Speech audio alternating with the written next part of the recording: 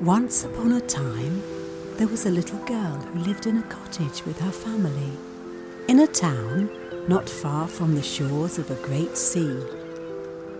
She had been born to the sound of the ebb and flow of the tide, and every night she was rocked to sleep by the gentle rhythm of the waves.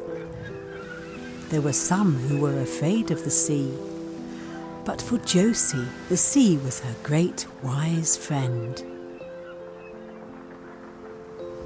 She took to sneaking out of bed on full moonlit nights. She would make her way down to the water's edge and watch the dancing of the waves.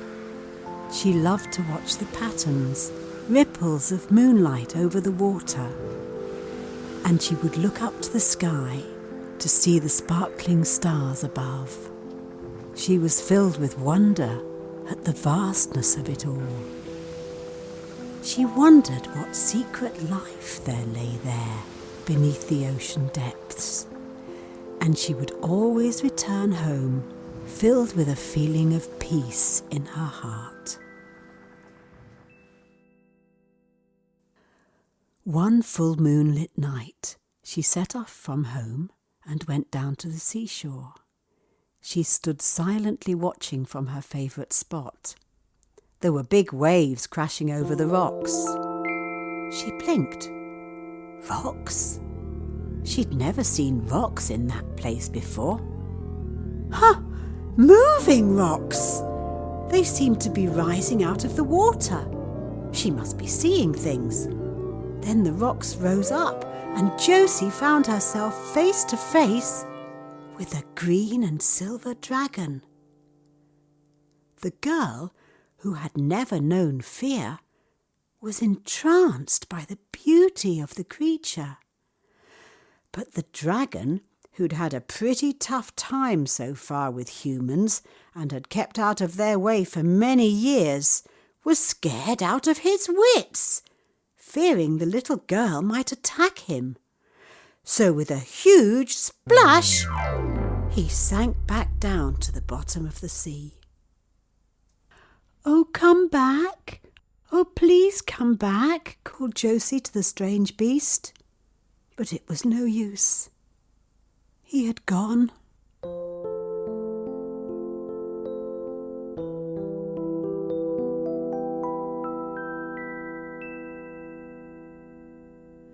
Josie didn't tell anyone about what she'd seen, because she knew they'd tease her or tell her that she'd made it up or say, There, dear, just a bad dream."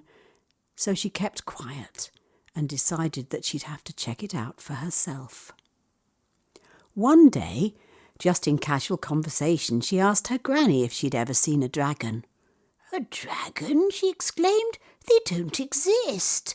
And if they ever did, they died out long, long ago, before you or I were born, thanks to the great heroes of history," she added.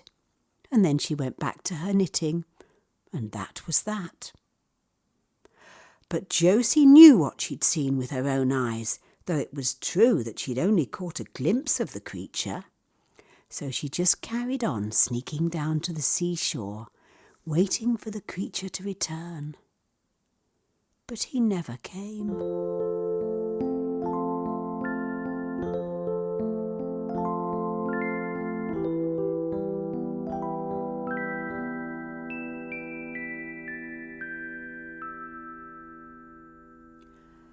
Then one night, Josie took her little flute with her down to the beach and played a melody which had been dancing around in her head.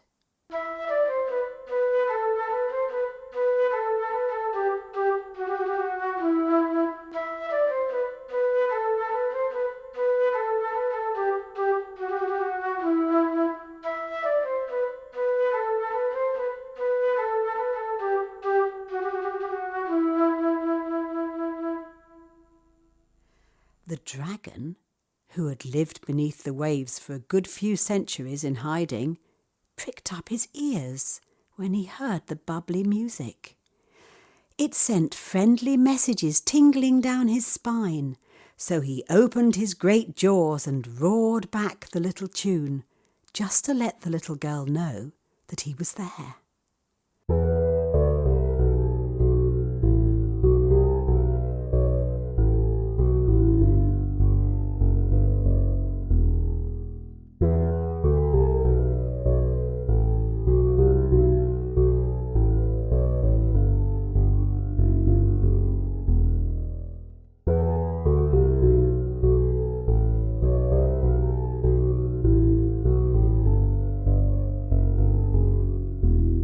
Josie was excited when she heard the reply. She resolved to play such lovely sounds on her flute that the dragon would be charmed to appear again.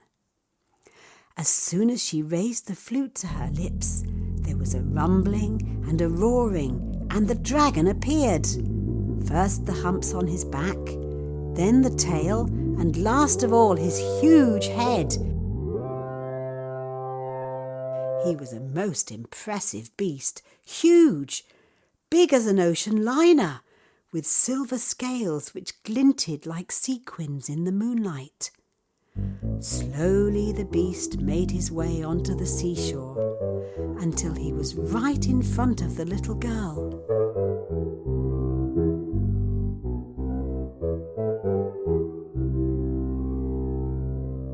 She seemed suddenly to be very little indeed. Josie stared into the dragon's eyes and thought she saw sadness there. "And so we meet again," said the dragon. "Oh, yes, I'm glad you came back," stammered Josie, somewhat surprised at hearing the dragon talk. Yes, you cheered me up too," said the dragon. "You see, I got so fed up with all those knights in armour coming to attack me that I've been in hiding for years.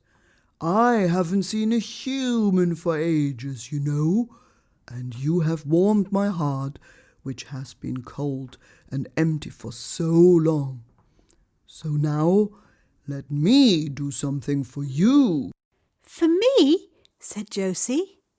For no one had ever paid her much attention. She'd always had to amuse herself alone.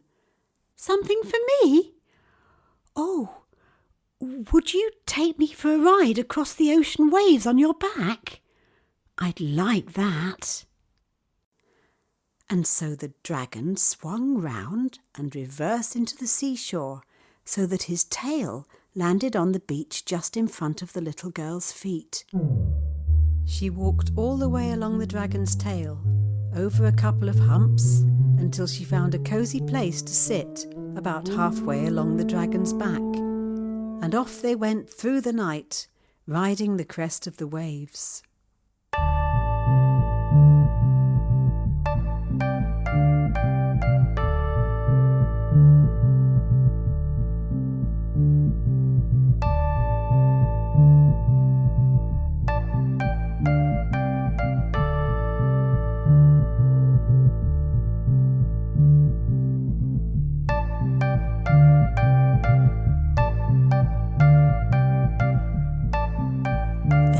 Sudden, the dragon dived down. Josie held on tight and they went under the sea. Josie saw many beautiful things: golden fish, rainbow fish, luminous fish. They travelled through veils of strange weeds which tinkled as they brushed through them. They met a huge friendly dolphin who gave Josie a warm hug and sang a melody which was so high that Josie's ears could only make out tiny snatches of the extraordinary sound. Josie was amazed by the splendour of the world beneath the sea. Down, down, down they went, through layers of blue, from turquoise to deepest indigo, until at last they landed on the soft seabed.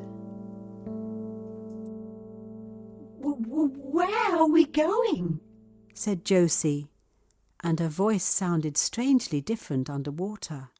"To my cave," replied the dragon. "I thought you might like to see where I live. I'm very proud of the acoustics, and I'm a bit of an artist too. Well, let's say I dabble in a bit of painting now and then." Not long after, the dragon lowered his head, and Josie guessed that they must be entering the dragon's cave. It was very dark, and she couldn't see a thing. Then, to her surprise, the dragon breathed some fire. And with his breath, he lit a lantern, and now she could see all around her. All round the walls there were weird and wonderful paintings. All my own work, said the dragon proudly. Over there, that's my self-portrait, he said, pointing with a scaly claw to a sort of dragon on the wall opposite. I haven't got a mirror, so maybe the likeness isn't that great. The landscapes, continued the dragon, are my memories from life on Earth. But you've got the colours all wrong, said Josie. Grass is green and the sky is blue, you silly, not the other way round. Well, sighed the dragon. It's been a long time. Josie thought to herself, one day I'll take my friend the dragon on a trip to see for himself the true colours of the earth. Now follow me, said the dragon, and I will show you how I keep myself amused when I feel like some company. They entered an inner cave, smaller than the first and circular in shape. Welcome, said the dragon, and the sound kept bouncing round and round the walls. You see? I always get an answer back. Whenever I feel a little lonely, he whispered to Josie, I just say hello to myself. Gosh. It's amazing, said Josie. And she put her little flute to her lips again and played her favourite tune. It was as if a whole orchestra was playing with her.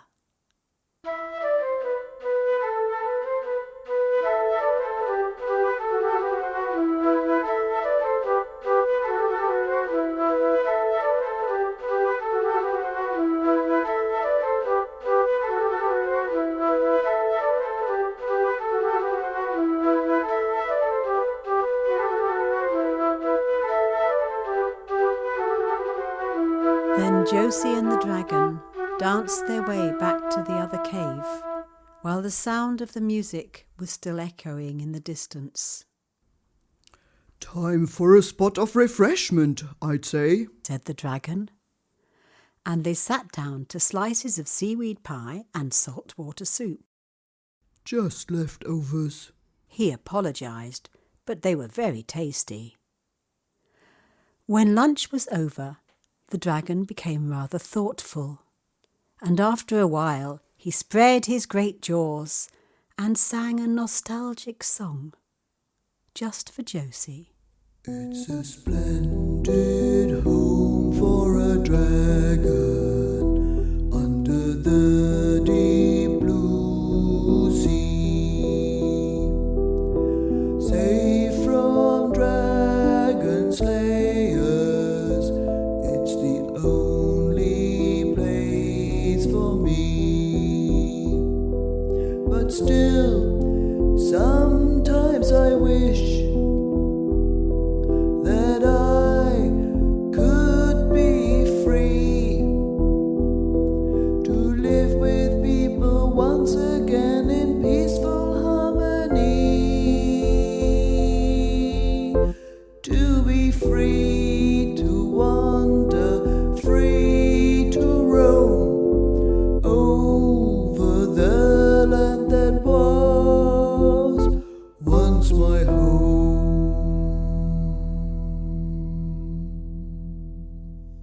When the dragon came to the end of his song, he looked really sad. Don't give up hope, said Josie. Perhaps that time will come, and sooner than you think. Oh, but right now I must be getting back home. Everyone will be wondering what's happened to me. So Josie climbed back onto the dragon. The dragon lowered his head again. They went through the cave entrance, and he slid back into the sea.